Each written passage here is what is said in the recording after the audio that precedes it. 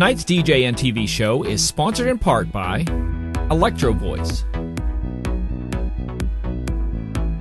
DJ Event Planner,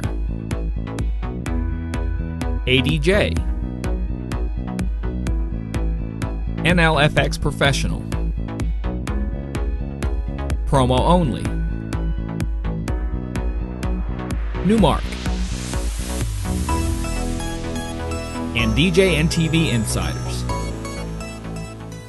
Welcome to Creating Connections Podcast, episode 162. I'm Vickie Musni. I'm Mitch Taylor. Thanks for joining us today. This is the episode of the month where we take a topic that comes out of our online Facebook group and discuss it. So we're going a little bit broader, and we are talking about something online, even though it didn't specifically come in the form of a question, something very exciting that's happening online. Evolution of online is amazing, and you may even want to be a part of this. More after the break. That was nice and easy. What are you talking about? This also speaks to a much bigger issue. Providing personal solutions through understanding people. This is the Creating Connections Podcast with Gitomer Certified Advisor Mitch Taylor and Certified Personality Trainer Vickie Musni. Welcome back to Creating Connections Podcast, episode 162. I'm Mitch. And I'm Vickie. Online. I'm so much cooler online. I so love that song. I love that video. That's a great song. Even when he sang it, when we saw him live again a couple months ago, I loved it just as much as when it first came out. Brad Paisley, here's a funny story. I'll just sidetrack here for a second. Go for it. Brad Paisley, Michelle and I saw him January 23rd of 2010 down in Lower Michigan. She got me tickets for Christmas. Yeah, I'm sick with dates.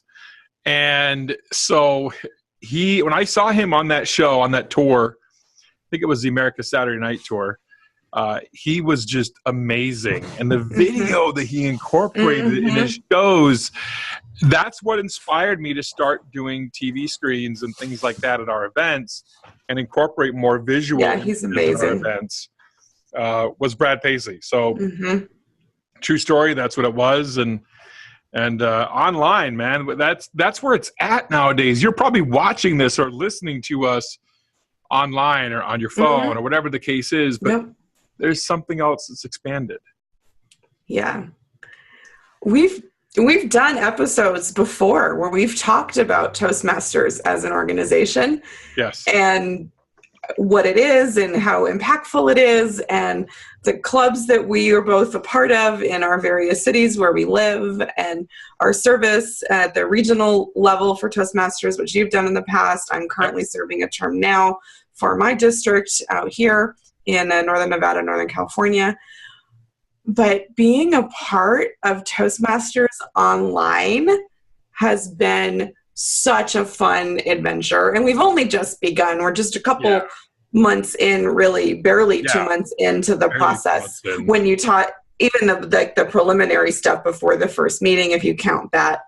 And when we started, we're one of only 17 clubs online. It's crazy. That's crazy. Well, and just the fact that you and I have bonded over our Toastmasters experience before, and it has helped us critique each other's seminars, and it impacts the way that we do some of our training and the way we rehearse, and we've signed off on projects for each other and things, but we've never been members in the same club before. No.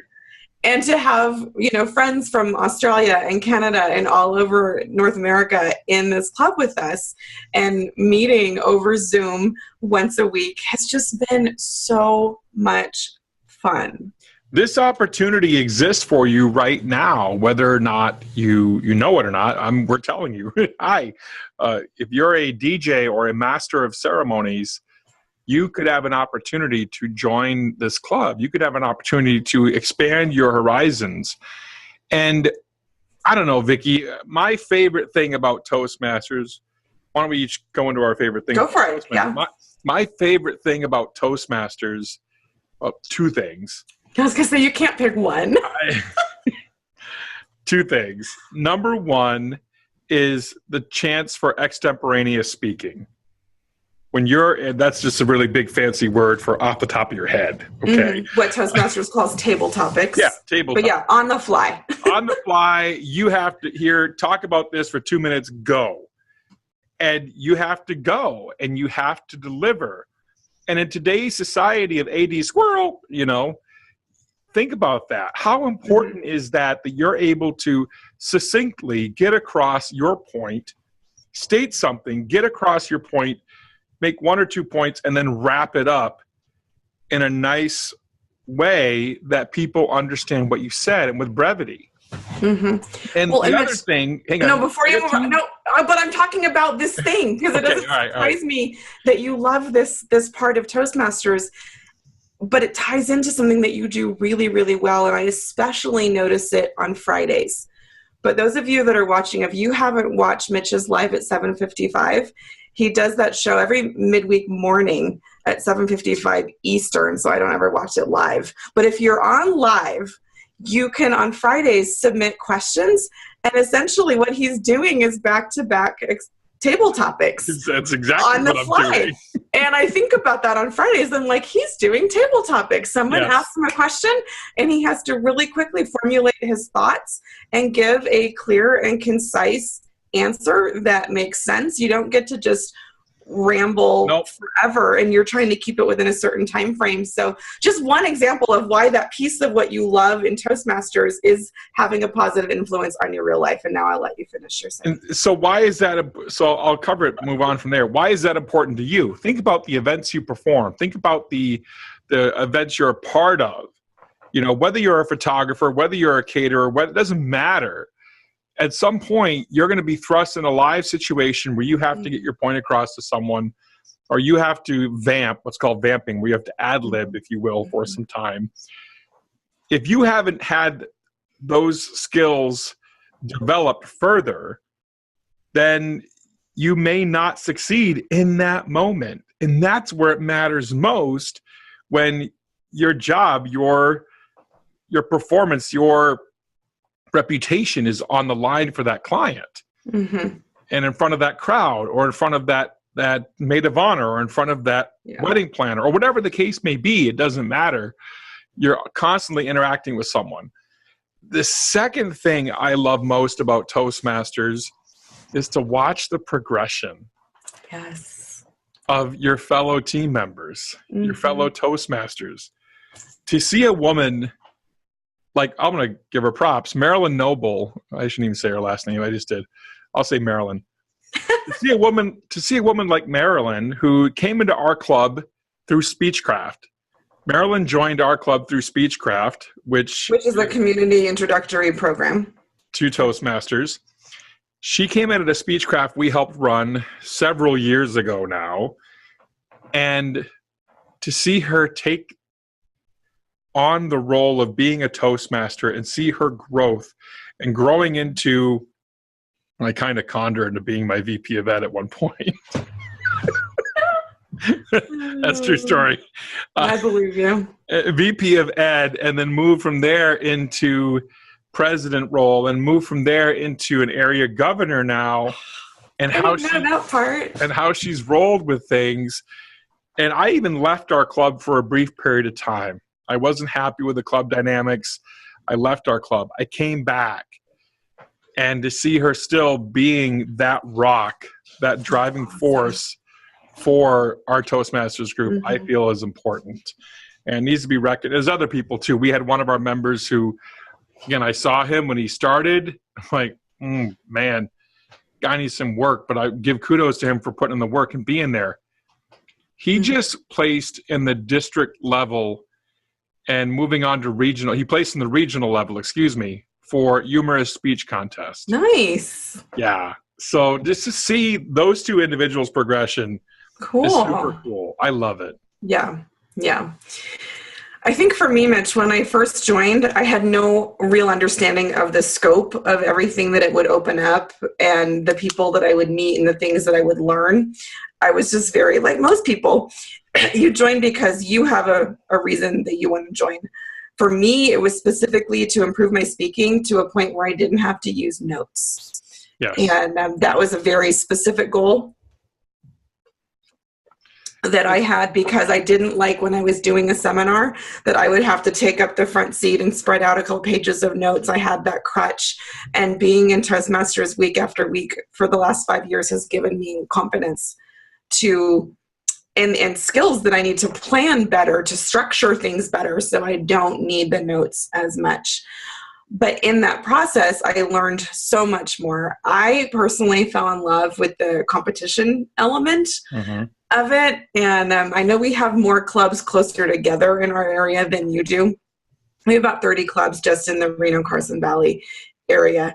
And so our competitions are a really big deal because there's so many people. In fact, we actually have 2 divisions that have competitions, A and B, because there's so many clubs here, we actually fit in 2 divisions. So, but see that trophy right over there behind me, if you've ever wondered what that's from.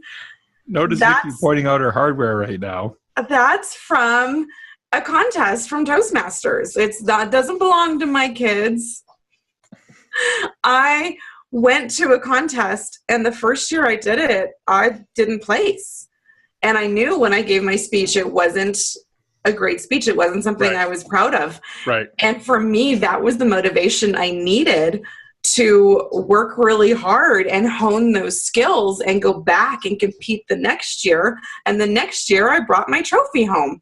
And it just reminds me that the rewards aren't instant.